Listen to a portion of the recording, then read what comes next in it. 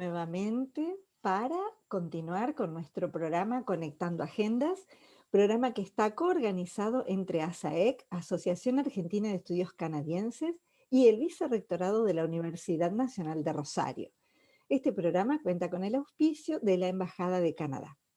La intención de Conectando Agendas consiste en encontrar puntos de conexión y de concordancia entre la agenda de ASAEC, la agenda de Vicerrectorado y la de los becarios que gentilmente aceptan en darnos su charla para dar a conocer sus trabajos, sus investigaciones, como es el caso de lo que ocurrirá esta tarde con Leandro Moroni.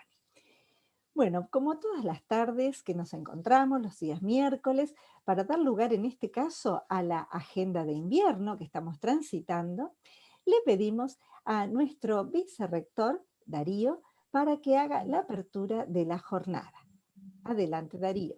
Gracias, Vivi, como siempre. Bueno, buenas tardes. Gracias a todos por acompañarnos nuevamente en esta jornada de cada miércoles, como venimos desarrollando ya más de un año. Leandro, nuevamente agradecerte, un gusto. Venís de una universidad, en mi parte de la odontología, que tengo grandes amigos en esa facultad. Hemos hecho y hacemos muchos trabajos juntos. Gracias por disponer de este tiempo para nosotros. Seas muy bienvenido a la Universidad Nacional de Rosario. Y de alguna manera, como siempre nos planteamos, seguramente al finalizar esta jornada habrá muchísima información de la cual nos vamos a nutrir gracias al hecho de que vos nos la vas a transmitir. Así que, por supuesto, a disfrutar de la charla de Leandro en esta tarde. Como le contábamos a Leandro, por lo menos acá en Rosario muy calurosa, se ha puesto, la verdad que ha levantado muchísimo la temperatura, así que a disfrutar. Gracias, Leandro, un placer, ojalá que en algún momento nos podamos ver por nuestra ciudad, y como le digo a cada invitado, dice algo después, tengo tantos cafés invitados que, bueno, los tomaremos a todos, porque va a ser un placer que podamos charlar de tu tema de experticia, o de podamos compartir cuestiones y criterios desde la universidad. Muchísimas gracias. Gracias. Muchísimas gracias, Darío, por darnos siempre la apertura a nuestras jornadas. Decirles que todo esto es posible gracias al trabajo de Sofía, que es nuestro brazo hospedador, es nuestra especialista técnica y tecnológica que nos facilita que justamente nos podamos encontrar.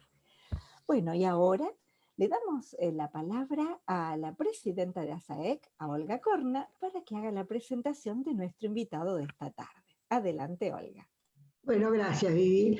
Bueno, un gusto estar con Leandro. Leandro Moroni es un viejo compañero de trayectos dentro de la Asociación Argentina de Estudios Canadienses, y además es uno, digamos, de los pioneros con respecto a la investigación que tiene que ver con ciudades e inclusión. El tema que nos ocupa hoy es muy interesante porque efectivamente Leandro es un arquitecto de la Universidad Nacional de La Plata, es investigador, categoría 3 de la Universidad Nacional de La Plata, pero también del Ministerio de Educación de la Nación, es codirector del proyecto Hacer Ciudad, el proyecto urbano como herramienta de transformación en áreas vulnerables, es miembro del Centro Bonaerense de Estudios Canadienses, ASAEC, La Plata, el enlace Metrópolis Argentino, el impacto de la investigación en las grandes ciudades con respecto a la inmigración. Hago un hincapié en este, o me detengo en este proyecto, porque este fue un proyecto que Canadá vio o organizó desde el punto de vista de las grandes migraciones mundiales y de lo que en aquel momento podían impactar. El proyecto efectivamente dio una serie de análisis y de conclusiones, pero hoy tendría que volver a ser retomado. Decíamos con Leandro, habida cuenta de lo que nos ocurre, con una guerra mundial de por medio y con todo un tema de cambio climático importante que hará que muchos de las migraciones tengan que ver con estos migrantes desde el punto de vista de lo climático, ¿no? Ha sido cuerpo de jurado de muchas investigaciones y de muchas instituciones, y efectivamente ha tenido que ver con la Comisión Asesora Técnica de la Secretaría de Ciencia y Técnica de la Universidad de La Plata, pero sobre todo y puntualmente es un becario muy productivo con respecto a este tema de cultura, urbanización, inclusión en las grandes ciudades. Cuando uno lee el currículum de Leandro, ve que tiene un fuerte planteo en investigación, pero también un fuerte planteo en la docencia. Y en la docencia es muy interesante porque trabaja con la noción de espacio público y registros convergentes. Sin duda sabrá él darnos muchas más datos sobre estos términos que parecen extraños, hablando de ciudades, pero que sin embargo las construyen. Así que para mí un gusto tenerte con nosotros. Para quienes te van a conocer hoy van a tener la satisfacción de escuchar a un arquitecto que habla desde un lugar donde el humanismo es posible, cosa que no siempre ocurre. Gracias. Bueno, después de esta hermosa presentación y sin demorar más, ahora sí, Leandro, te escuchamos. Adelante. Bueno, ante todo, enormemente agradecido, bueno, por las palabras. Gracias Darío, gracias Viviane, y por supuesto a Olga especialmente, porque sí, coincidimos. Es muy lindo cuando uno evidentemente vuelve a retomar contactos, ¿no? Que no son contactos perdidos, al contrario, son contactos que se han desvanecido simplemente en algún momento por algo, pero las construcciones, ya hablando desde la arquitectura, fundacionales son tan importantes que evidentemente ante estos nuevos reconectando, estas nuevas situaciones de reconectar, me parece que se hace muy satisfactorio.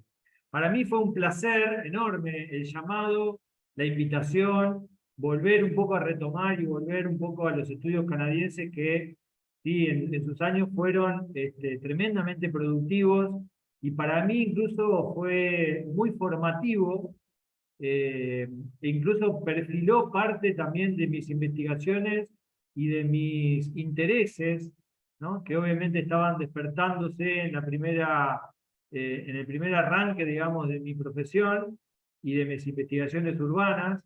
Y Canadá me abrió un camino enorme en ese sentido y fue, insisto, formativo. Y la verdad que en ese sentido me parece que es clave.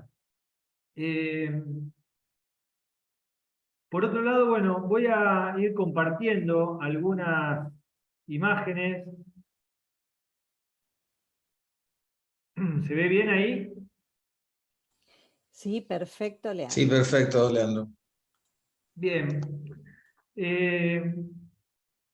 Yo le puse a la charla Somos porque habitamos, y ahora lo vamos a descubrir un poco y hacer algunos planteos teóricos y prácticos.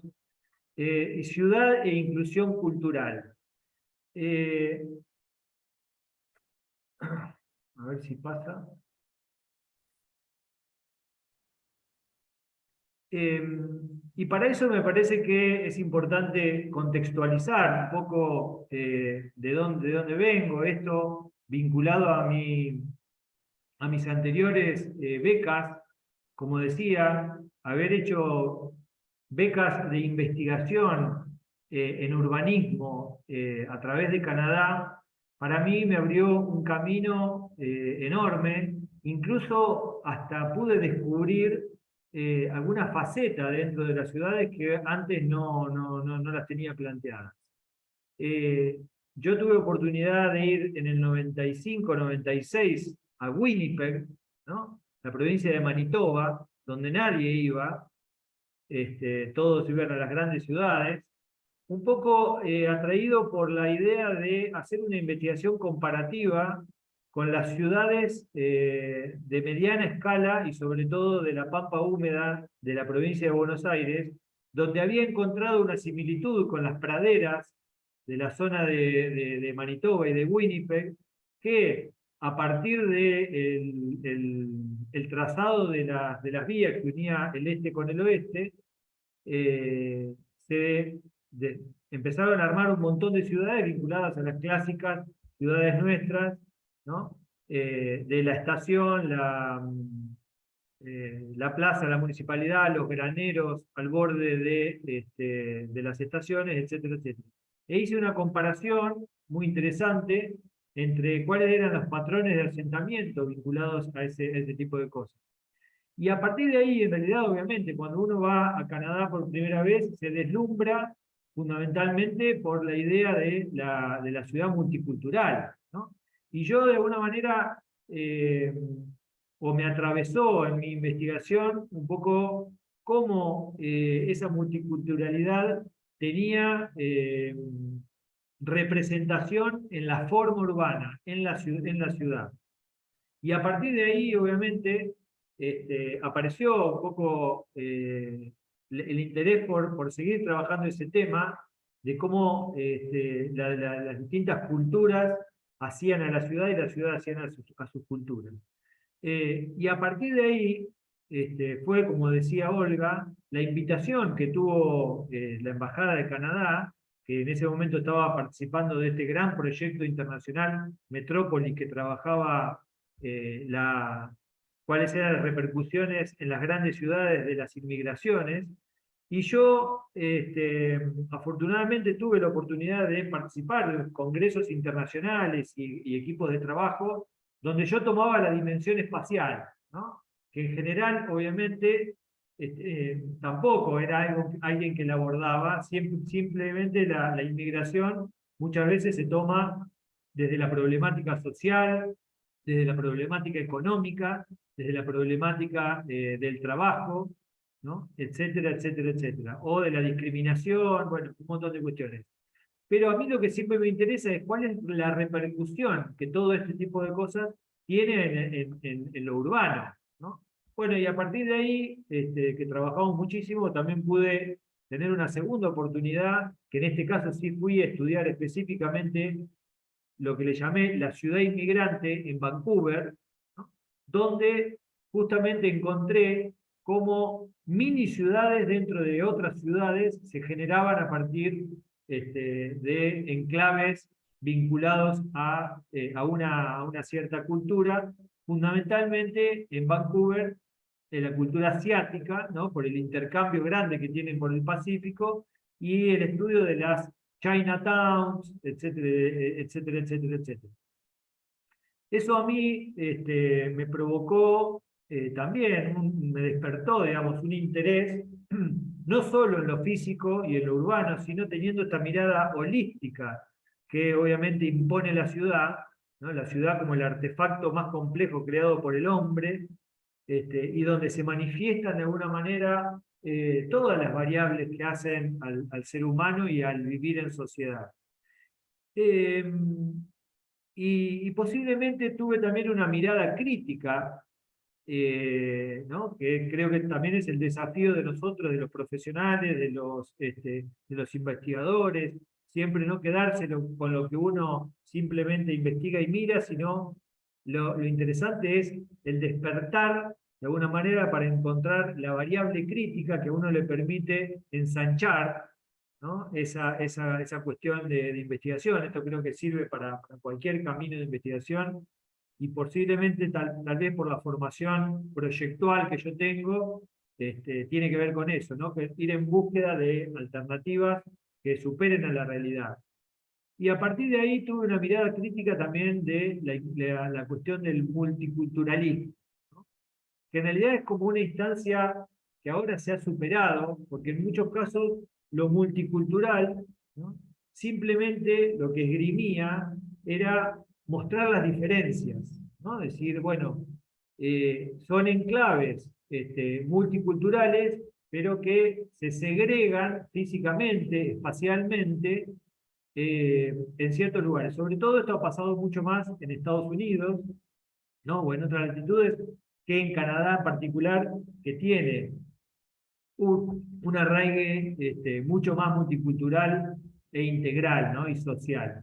Pero en muchos casos, la cuestión de poner en evidencia esas diferencias multiculturales generaban que en la ciudad se crearan estas ciudades, mini ciudades dentro de ciudades, con sus lógicas, pero desde una visión más superficial. Entonces, me parece que la instancia superadora, ¿no? Creo que un poco también a partir de estos nuevos cambios que se han producido en la sociedad, que todos nos hemos deconstruido, y en ese sentido el movimiento feminista ha tenido un valor espectacular para volver a cambiar un poco nuestras miradas de la sociedad. Y entonces me parece que es más pertinente hablar de inclusión cultural, ¿no? Porque en realidad eso hace que las sociedades, independientemente de sus diferencias culturales, económicas, e incluso cuáles son los motivos por el cual este tipo de migraciones y este tipo de variantes aparecen, me parece que es mejor hablar de inclusión cultural. Esta inclusión, obviamente, también debe ser espacial, porque en general, en el territorio, ¿no?, es donde se manifiestan todas las desigualdades sociales, ¿no? Estos desequilibrios territoriales que tenemos a través de las distintas urbanizaciones absolutamente sin planificación, es producto, obviamente, de esa condición, digamos, de desigualdad social. Y a partir de eso, digamos, empecé a pensar también en cómo la ciudad, ¿no?, cómo la ciudad y cómo el hábitat nos construye como ser. Obviamente, uno siempre va a las canteras teóricas, ¿no?, donde uno puede argumentar estas cuestiones, y sin duda, ¿no?, recuperar algunos de los autores centrales de este tipo de cuestiones más filosóficas, pero que tienen repercusiones en lo disciplinar, en este caso del urbanismo, de la arquitectura, y el que ha planteado sin duda con mayor énfasis, con mayor claridad y con mayor desafío, de alguna manera, incluso a los momentos digamos, presentados esta teoría, fue Martin Heidegger, ¿no?, el filósofo, el sociólogo alemán, ¿no?, que plantea justamente, casi robada un poco de parte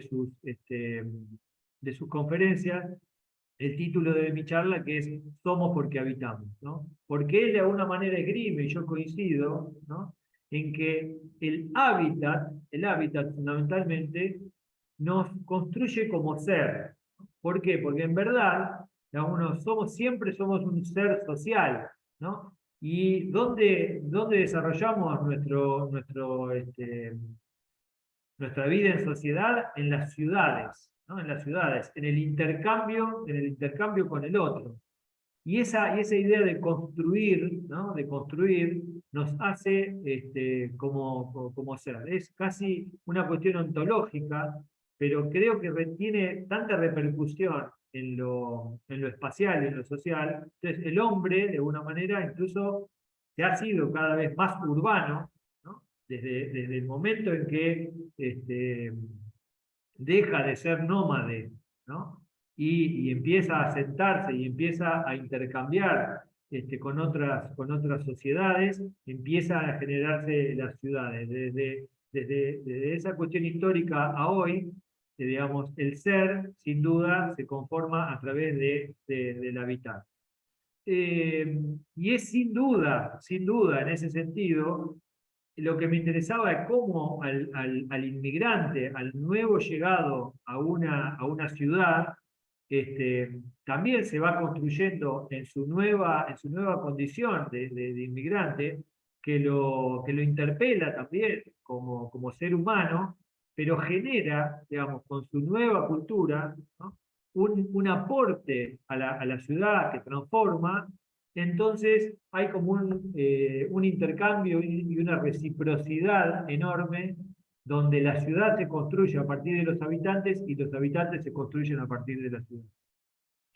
Por otro lado, también, ante esta cantidad de desigualdades sociales, económicas, culturales, que están manifestadas en el territorio, recuperar otro de los grandes autores, sobre todo con una mirada absolutamente socialista, como Henri Lefebvre, ¿no? Bueno, Martin Heidegger propuso esto más o menos por allá por el 50, ¿no?, por el 50, 51. Henri Lefebvre en los 70, a fines de los 60, principios de los 70, ¿no?, plantea con un gran libro que se llama El derecho a la ciudad, ¿no? Y esa es otra condición fundamental, digamos, en esta mirada, ¿no? De cómo el ciudadano tiene el derecho a la ciudad. El derecho a la ciudad, que significa poder tener acceso, ¿no?, a una vida en comunidad, a una vida igualitaria, a una condición, digamos, que no sea solo el vivir o el dormir, sino poder tener acceso igual al transporte, a la educación, a la salud, al ocio, ¿no?, incluso a la belleza, etcétera, etcétera, etcétera. Y obviamente, por supuesto, a las condiciones ambientales, digamos, que lamentablemente hemos destruido con nuestras urbanizaciones, con antropizaciones, que es otra mirada también más actual y contemporánea, pero que evidentemente la debemos incorporar en la agenda como un tema central para poder, entre todas estas variables, volver a recuperar ese derecho a la ciudad que hablaba Martín Heidegger. Por otro lado, todas estas cuestiones vinculadas a la inmigración generan ciertos patrones de asentamiento. O sea, hay también después una mirada más específica, más puntual. Ahí sí, esta mirada que nosotros, como especialistas en la formación de espacios, ¿no?, que somos los urbanistas, que somos los arquitectos, poder empezar a descubrir, a desglosar, a encontrar cuáles son los fundamentos, las esencias por la cual aparecen estas cuestiones de los patrones de asentamiento. Y sin duda, obviamente, una de las primeras condiciones que aparecen en estas mini ciudades dentro de ciudades, en las Chinatowns, etcétera, etcétera, obviamente es esta formalización de ciertos elementos simbólicos arraigados en la cultura de su país, traspasados a otros países, y es la idea de recrear su ambiente, su paisaje, incluso sus costumbres, su gastronomía, etcétera, etcétera, etcétera, que produce en el fenómeno urbano en la ciudad un sinnúmero de transformaciones que por momentos son esenciales para la cultura, pero en muchos casos lo que ha producido lamentablemente el consumo, ¿no?, ahí aparece el capitalismo de nuevo como una daga que provoca de alguna manera también diferencias territoriales, entonces aparece la idea de consumo, ¿no? Entonces, esto pasó a ser un elemento más de turismo, más de consumo, aparece lo que nosotros le llamamos la disneyización, ¿no?, de la ciudad, ¿no?, casi como un parque temático. Entonces, la Chinatown, por ejemplo, empiezan a ser esos espacios de turismo, de consumo, que sirven de alguna manera para casi posicionarse a la ciudad como un producto de marketing, y muchas veces por fuera de eso, o el patio trasero, ¿no?, de la ciudad, siguen apareciendo esas diferencias sociales, esos problemas de sociabilización, esos problemas laborales, manifestados de alguna manera en la cultura. Ni hablar, obviamente, de toda la problemática social vinculada a los puestos de trabajo, la explotación, etcétera, etcétera, etcétera. Y obviamente, si bien me interesa, pero en realidad luego lo que nos interesa es ver cómo eso tiene repercusión en la ciudad. Y todo esto, de alguna manera, en el lugar donde mayor tiene presencia y donde más se manifiesta, es en el espacio público.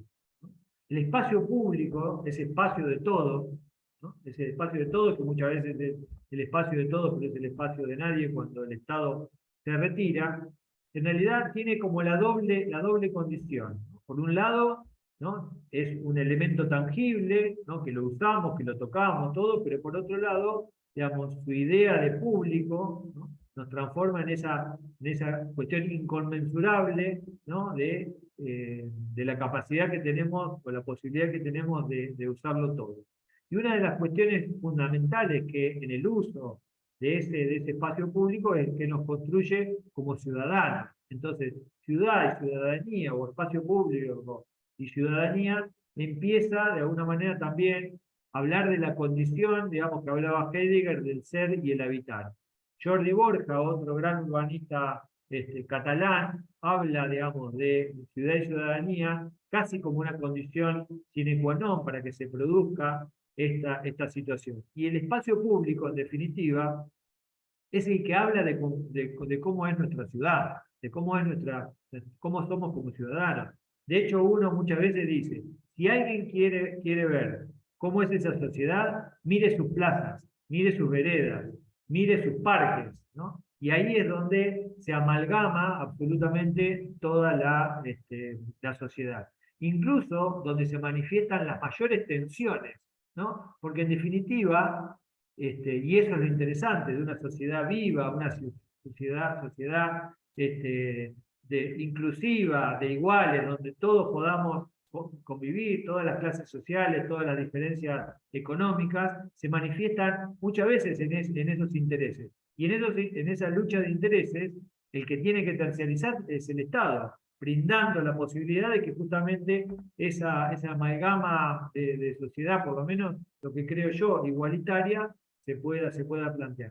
Cuando no aparece, digamos, sobre todo para los espacios de poder, digamos, que quieren romper o quieren eliminar esas tensiones, obviamente se generan los guetos de barrios cerrados, ¿no? O las privatizaciones del espacio público, o ciertos elementos que no construyen al ser colectivamente, sino al contrario, esa mirada individualista que se produce.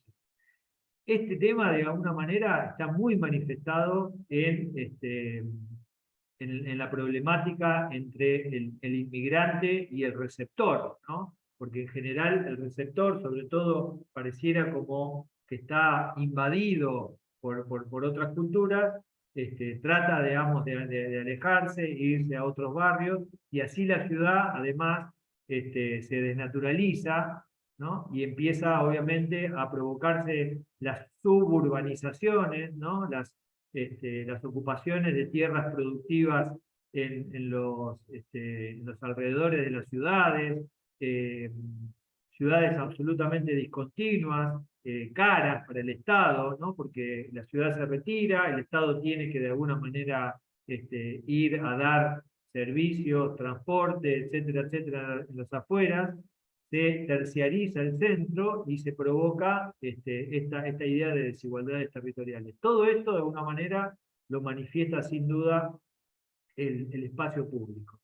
Y en ese sentido, hay también toda una corriente vinculada un poco a la cultura urbana que creemos que debemos recuperar, ¿no? Porque la ciudad decimonónica, la ciudad donde todos nos encontrábamos, esas ciudades intermedias, polinucleares, digamos, donde había intercambio, etcétera, etcétera, lamentablemente se desvirtuó por toda esta generación privatista del espacio urbano. Recuperar la cultura urbana es recuperar a la ciudad compacta. Bueno, en ese sentido, independientemente de los problemas que pueden llegar a tener ustedes en Rosario, así todo, digamos, sobre todo en una época donde había una simbiosis absoluta entre el modelo de ciudad y el modelo de sociedad, ¿no? Donde ha habido sin números programas de coparticipación o de descentralización, etcétera, etcétera, me parece, y digamos, donde el espacio público ha tenido un trabajo sin duda muy fuerte, posiblemente de las mejores en la Argentina, independientemente de todos los problemas y sobre todo vinculados a los últimos problemas sociales que también se manifiestan en la ciudad, pero empezar a pensar cómo la ciudad puede recuperar esa dimensión social y manifestarse como ciudad igual. Y ahí sí voy a una mirada muy disciplinar, o a una que es la práctica proyectual, digamos, del urbanismo y del arquitecto, que necesariamente tiene que tener una mirada absolutamente interdisciplinaria, ¿no? De nada sirve tener proyectos técnicos, simplemente técnicos, pensar solo en lo espacial, pensar en planes urbanos cerrados, sino por el contrario, es necesario recuperar el planeamiento estratégico, el planeamiento que tenga la posibilidad de integrarse con otras disciplinas, integrarse con la cuestión temporal, ¿no? Digamos, de cómo la ciudad va cambiando. La ciudad es un organismo vivo, la ciudad es un organismo que va cambiando continuamente y donde se van manifestando de alguna manera esas transformaciones sociales, culturales, idiosincráticas de una manera más elocuente. Y es necesario entonces recuperar la idea de planeamiento pensando a futuro, ¿no? No tratando de solo resolver en forma reactiva los problemas, sino empezar a pensar en cómo trabajar. O sea, Ricardo Baroca, también otro urbanista español importante, decía, no es importante que pensemos en la ciudad del futuro, sino en el futuro de nuestras ciudades, ¿no? O sea, tampoco pensar, digamos, utópicamente con poder tener ciudades ideales, sino tener un arraigo sobre la base de nuestras ciudades, sobre la base de nuestras culturas, sobre la base de nuestra sociedad, para descubrir esas ciudades que necesitamos, involucrando a todos, ¿no? Involucrando también al inmigrante o a las distintas intercambios de cultura.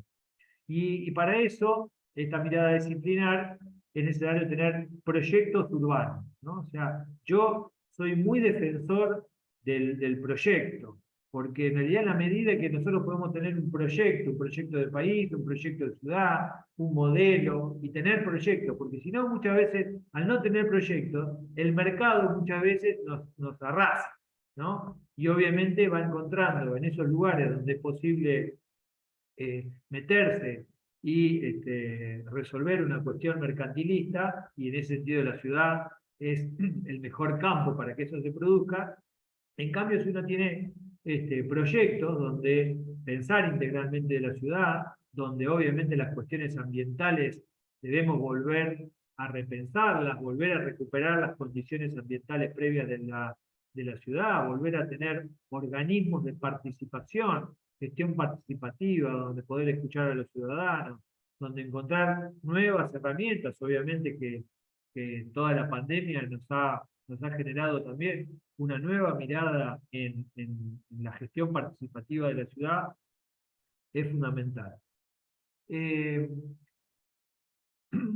Porque esa tensión territorial y bueno, este tipo de imágenes que son muy elocuentes, ustedes también las tienen y hay muchas que en realidad están dando vueltas en esa diferencia entre villas miserias o ciudades informales y ciudades formales, entre la ciudad rica y la ciudad pobre casi separadas por un muro, o por una vía, o por una infraestructura, es donde obviamente se manifiestan mayormente esas tensiones, ¿no?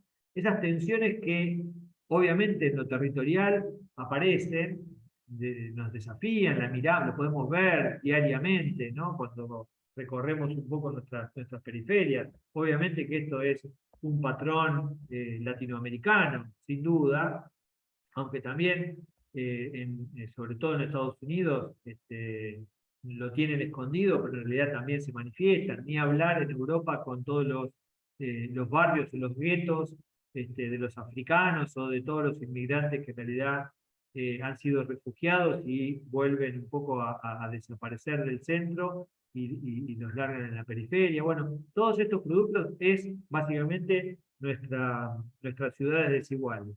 Pero ahora aparece también, y hay una tensión disciplinar, digamos, muy fuerte, alguna manifestada, por ejemplo, en una discusión teórica muy interesante entre Oriol Bohigas, que ustedes, bueno, lo conocen mucho porque ha tenido un urbanista español que ha tenido muchísima relación con Rosario,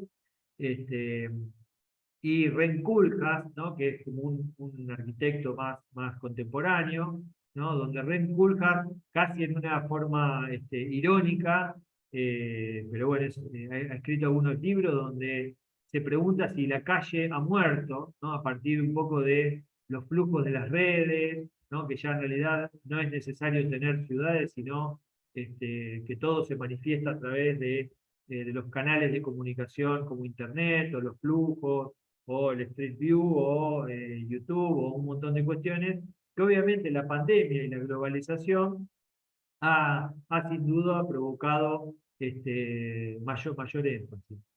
Pero en realidad, si bien, digamos, son prácticas también urbanas, entonces ya el espacio público desaparece, o el espacio público pareciera, o la plaza, o la calle donde antes nos encontrábamos, hoy nos encontramos en las redes, y eso ha cambiado también el paradigma de tiempo y espacio, que en realidad también nos desafía a repensar un poco en la ciudad del futuro. Aunque obviamente sabemos que este tipo de procesos rápidamente ha sido, y somos absolutamente críticos, digamos, de cómo también nos ha alienado desde el punto de vista social, ¿no? Que muchas veces cuando tuvimos la oportunidad de volver a la ciudad, volver al espacio público, volver a encontrarnos en las calles, en los bares, en los parques, etcétera, etcétera, lo hemos hecho con mayor énfasis. Entonces significa que también hay una demanda para que nosotros nos podamos construir como sociedad, como seres, digamos, a partir de poder encontrarnos en el espacio público. Ahora, estos problemas, digamos, de gentrificación, por ejemplo, ¿no? Que es cómo desaparecen de ciertos lugares, sobre todo céntricos, lugares o espacios de alguna manera que antes estaban dominados específicamente por un uso, ¿no? Y eso de alguna manera aparece otro uso que desplaza a esa población hacia otro lado, es sin duda un proceso inductivo, o sea, hay una inducción de un tema económico que obviamente tiene repercusión en la ciudad. En la medida que esto lo dejemos en manos del mercado, obviamente que la ciudad, sobre todo el suelo urbano, empieza a ser una moneda de cambio, cuando, de alguna manera, Henri Lefebvre, ¿no? En El derecho a la ciudad, dice que justamente hay que dejar de que el suelo urbano sea una unidad de cambio para transformarse en una unidad de uso, ¿no? Entonces, ahí en realidad es pensar de nuevo una ciudad para todos, una ciudad donde el espacio público o el espacio urbano tiene una dimensión casi suprema sobre el espacio privado, donde obviamente el Estado debe tener no solo control, porque muchas veces uno de los problemas que hemos tenido durante muchos años en los procesos de urbanización ha sido que el Estado simplemente ha sido controlador, ¿no? Y en realidad lo que es más importante es que el Estado tome un rol de promotor, o sea, inducir, digamos, hacia dónde debe crecer la ciudad, hacia dónde debe crecer la infraestructura, para provocar mejores ciudades y más inclusivas. Porque en definitiva, lo que se trata, ¿no? Es de no pensar a la ciudad en términos, digamos, simplemente espaciales, simplemente como ciudad dormitorio, sino pensarlo como hábitat donde aparece un sinnúmero de variables, ¿no? Que nos confluyen como sociedad y como ser humano. Pensar un poco en la ciudad como casa de todos. Cuando apareció el eslogan en la pandemia, quédate en casa, ¿no? A nosotros nos sirvió mucho como disciplina, o tuvimos una mirada siempre de la investigación crítica, que hace que uno pueda verdaderamente superarse y empezar a encontrar otros caminos y empezar a indagar un poco en este tema. Nos preguntamos también muy bien, ¿qué es la casa? ¿No? ¿Qué es la casa para uno? ¿Cómo nos construye como refugio, como idea, digamos, de poder poder reencontrarse con su familia, con uno mismo, a través de un espacio, en este caso más doméstico, donde uno puede verdaderamente reconocerse como tal. Pero si pensamos justamente, ¿no? Que la ciudad es nuestra casa, es la casa de todos, también podemos pensar en nuestra escala, por lo menos de aproximación, que también esa ciudad nos puede construir nos puede construir como ciudadanos y como ciudad. Y acá aparece un término que nosotros, y sobre todo en la ciudad de La Plata, y en una corriente, digamos, de un grupo de arquitectos liderados por Marcos Vinograd, ¿no? Un gran arquitecto y urbanista, que plantea en un gran libro que en nuestros tiempos, ¿no? El gran desafío en el tema arquitectura y urbanismo es pasar de la arquitectura objeto a la arquitectura ciudad, ¿no? O sea, no pensar en la arquitectura simplemente como un elemento separado, sino necesariamente inescindible de la ciudad. Y en esa articulación de escalas, digamos, es donde uno encuentra esta integralidad. Y en ese sentido, me parece que el proyecto urbano puede ser el gran motor de transformación integral de una ciudad y por tanto de una sociedad. En ese sentido, me interesaba un poco, bueno, poner en discusión, en debate, y obviamente por ahí una mirada, no sé cuántos, no conozco un poco el espectro de los que estamos participando en esta charla. Hola, hola, buenas. ¿Cómo están? ¿Cómo están? Se enloquecieron otra vez nuestra tercera. Por favor, pedimos que bajes. Por favor, te pedimos que bajes tu micrófono. Gracias. Adelante, Leandro. No, decía que no tengo claro, digamos, cuál es el perfil, digamos, de lo que estamos en la charla, pero no importa. Me parece que desde cualquier disciplina, ¿no? Tienen un gran aporte a la sociedad, porque me parece que la ciudad es justamente, ¿no? La representación espacial de una ciudad y de una sociedad. Y en esa integralidad me parece que el gran desafío es poder, entre todos, poder hacer una ciudad mejor y por lo tanto una sociedad mejor. Entonces la inclusión cultural, más que el desafío, digamos, sería ¿no? Poder encontrar una ciudad inclusiva, una ciudad para todos, una ciudad donde nos podamos construir como seres sociales, un desafío para futuro, y esperemos que entre todos podamos hacer una ciudad mejor, y por lo menos así apuesto que sea. Así que muchísimas gracias. Quedamos a la posibilidad del debate, de las consultas, y de todo lo que surja de acá en adelante, incluso de los proyectos colectivos que podamos construir juntos también. Muchísimas gracias, Leandro. La verdad que estábamos apasionados escuchándote, viendo las imágenes que acompañaron tu relato hermoso. Así que esperamos a ver si nuestros amigos tienen algunas cuestiones para preguntar o para compartir. Hubo alguna reflexión de Marisa Gonella que quizás como constitutivo de identidad, el que habita de cierta forma y que a su vez se tensiona con la degradación del hábitat, el que incide en la forma del ser que habita, y le parece que hay una tensión que se dirime en los procesos de inclusión. Así que compartía esa reflexión. Perfecto. Bárbaro. También Sergio, que dice interesante para repensar cómo se manifiesta la sociedad en los espacios públicos. Las plazas rosarinas reflejan el ser social que las habita, el uso que le damos, cómo pensamos en el otro al usarlas, cuál es la idea de compartir. Tus conceptos nos llevan a reflexionar este presente. La verdad que, bueno, y por supuesto, expresiones como excelente, y más arriba agradeciendo por la charla. Así que la verdad que maravillosa.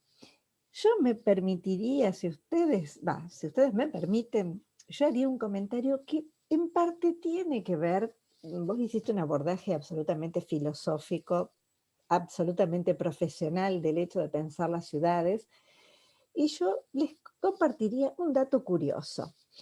Recordemos aquel 11 de septiembre del año 2001, cuando se produce el atentado a las Torres Gemelas, y se realiza en la isla y ciudad de Gander, se da lugar a lo que se llama la Operación Cinta Amarilla.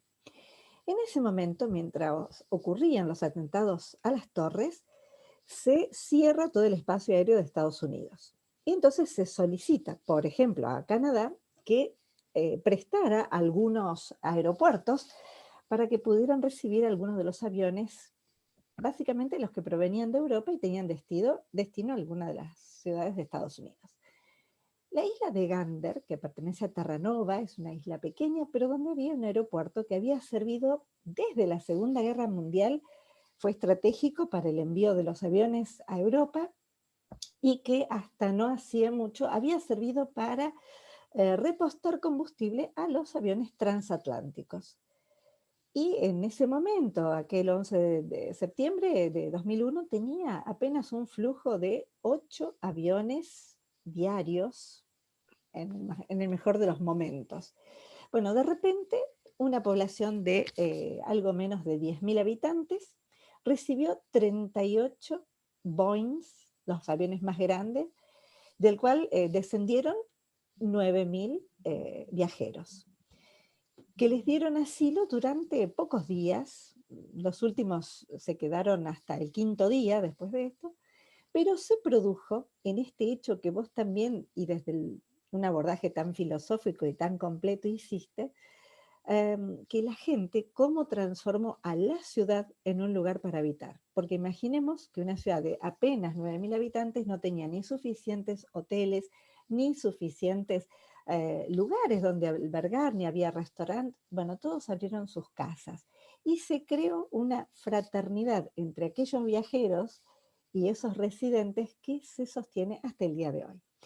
Bueno, este dato curioso tiene que ver porque en Buenos Aires, en el Maipo, se está dando una comedia musical que justamente relata aquel hecho de la Operación Cinta Amarilla. Bueno, después si quieren en el chat les dejo algunos datos para, si tienen interés, para seguir leyendo, pero nos parecía que esto de somos porque habitamos da muestras, desde un dato curioso, de un ejemplo, algo de lo mucho que vos nos relataste.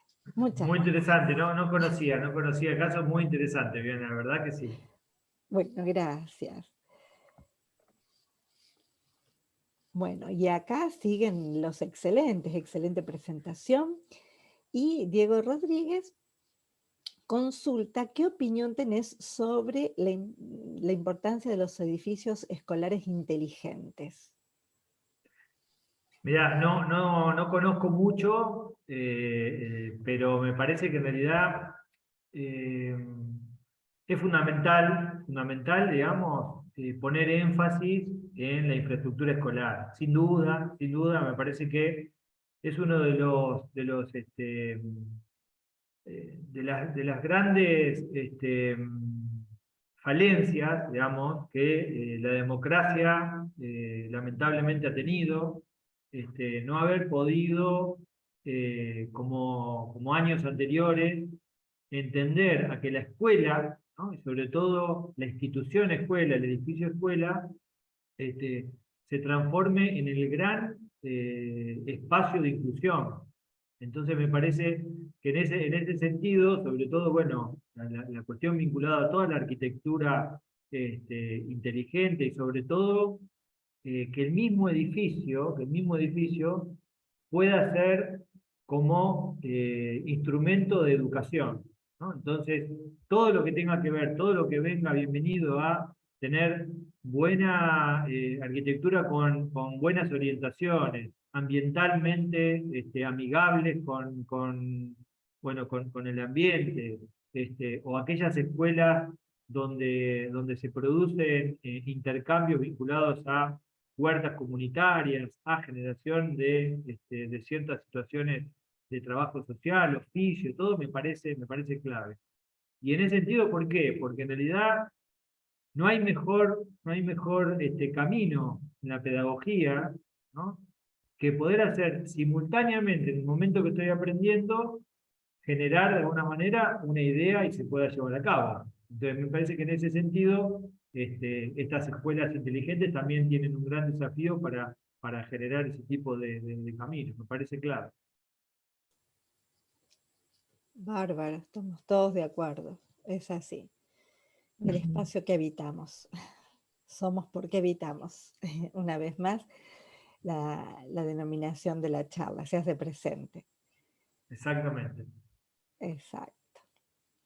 Bueno, amigos. Olga, perdón, Sí, me olvidé un temita que me puede interesar cuando hiciste mi presentación, que hablaste de mi materia. Es una materia electiva que damos en la facultad, que verdaderamente ha sido de lo más enriquecedora, que se llama Espacio Público, Registros Convergentes, ¿no? ¿Y por qué registros convergentes?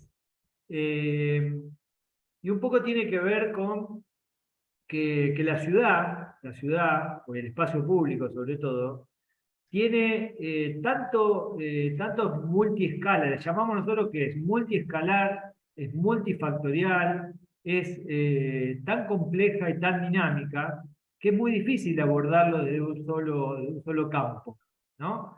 Entonces es necesario desplegar, abrir, ¿no? Desagregarla, pero para después, en una respuesta holística, volver a converger, ¿no? O sea, entonces decíamos, bueno, tiene que ver también con un proceso pedagógico, ¿no? Decimos, bueno, lo dividimos, por ejemplo, nosotros en 6 registros, ¿no? En 6 registros, que sirven de alguna manera desde el punto de vista operativo para desagregar, para deconstruir, como está de moda ahora, ¿no? Deconstruir para después volver a integrarlos en una forma holística. Y ahí es donde aparece esta idea de registro. Y ahí es donde aparecen también las dimensiones la histórica, la cultural, la social, cómo el arte el arte y la cultura en realidad hacen a una sociedad y se manifiestan en la ciudad. En ese sentido, por ejemplo, todos los grupos inmigrantes han encontrado en la ciudad la posibilidad como escenario, ¿no? Como escenario, decimos, la ciudad es objeto de representación, ha sido, ¿no? Objeto de representación, sin duda, en literatura, en cine, en pintura, etcétera, etcétera, y ha sido escenario también de representación, ¿no? Para que las culturas se manifiesten con sus cánticos, con su arte, etcétera, etcétera, etcétera. Pero también, decimos, el espacio público, lamentablemente, también ha servido para la represión. O sea, ha servido en muchos casos para la manifestación pública, pero también ha sido elemento, digamos, de la manifestación. De hecho, por ejemplo, no sé, el Gran París del barón Haussmann, ¿no? Que provocó esta idea de las grandes avenidas, ¿no? Las leyes compositivas del barroco, con las diagonales, con todo, tenía que ver con un ordenamiento territorial, pero también tenía que ver con una mirada militar, digamos, ¿no? Para poder que las barricadas de alguna manera uno lo pueda encontrar. Y obviamente, bueno, sin duda, en nuestro país, lamentablemente, hemos tenido un montón de sinnúmero de fenómenos, ¿no? Donde se han manifestado lamentablemente las represiones en el espacio público. Entonces tiene esa doble condición. Pero bueno, y ahí es donde aparece la lucha de intereses. Y ahí es donde aparece la idea de registros convergentes. Muy, muy interesante. La verdad, Leandro, maravilloso. Sabés que este programa es bastante federal y que nos están acompañando desde Merlo, Buenos Aires, desde Mendoza, por supuesto desde Rosario, desde Santa Fe, desde Formosa, desde Chajarí, Entre Ríos, desde Córdoba. Y la verdad que están todos maravillados como nosotros. Hermosísima tu conferencia, tu relato. Bueno, me gustaría si alguno de estas distintas latitudes tiene alguna consulta específica, abierta a responderla. Ay, muchísimas gracias, Leandro. Así que, amigos queridos, aprovechen este momento o bien después nos la hacen llegar por mail y nosotros se la retransmitiremos a Leandro, que muy gentilmente seguro la va a responder. Vamos a contar con la presencia de Leandro para la Convención de Estudios Canadienses, que realizaremos los días lunes 31 de octubre y martes 1 de noviembre. Leandro estará el martes 1 de noviembre en una interesante mesa que tiene que ver justamente de que hemos denominado paisajes inciertos y geopolítica, creo que era. Así que, bueno, vamos a también contar con la presencia de Leandro, vamos a poder charlar personalmente con él. Sí, bueno, también muy agradecido por la invitación. No, nosotros. Por tu tiempo, por tu dedicación, sabemos que sos una persona muy ocupada y muy dedicada y que le has dedicado bastante para esta presentación. Así que desde ya, desde ASAEC y desde la Universidad Nacional de Rosario, te lo agradecemos muchísimo. Bueno, queridos compañeros, ¿qué les parece si vamos cerrando la jornada de hoy? Olguet, y después le pedimos a Darío que haga el cierre formal y necesario para poder dar fin al encuentro.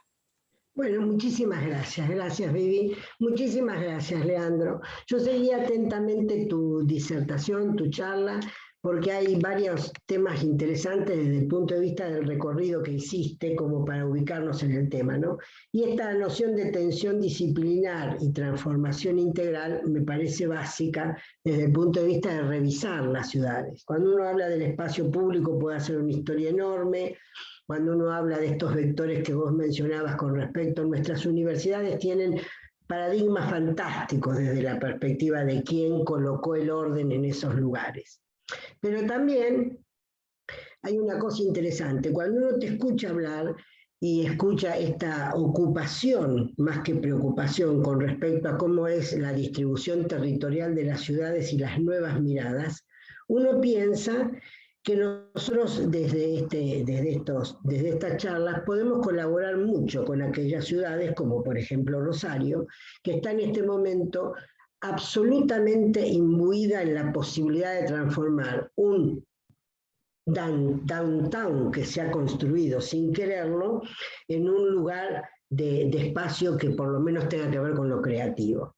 Entonces siempre cuando hablamos con Darío, digo Darío porque a veces charlamos sobre estas cosas, pensamos que a veces quienes manejan las ciudades, dirigen las ciudades, pueden tener asesoramientos de parte de la universidad, más allá de la Facultad de Arquitectura en sí, sino también desde otras miradas y de otros recorridos. Así que seguramente apelaremos a tu bonomía para que vengas a ver en Rosario estas posibilidades de que si a Coljas se le había perdido la calle, nosotros recuperemos las calles nuestras. Así que te mando un beso enorme, agradezco enormemente que hayas estado con nosotros porque además tenés una condición que realmente es extraña.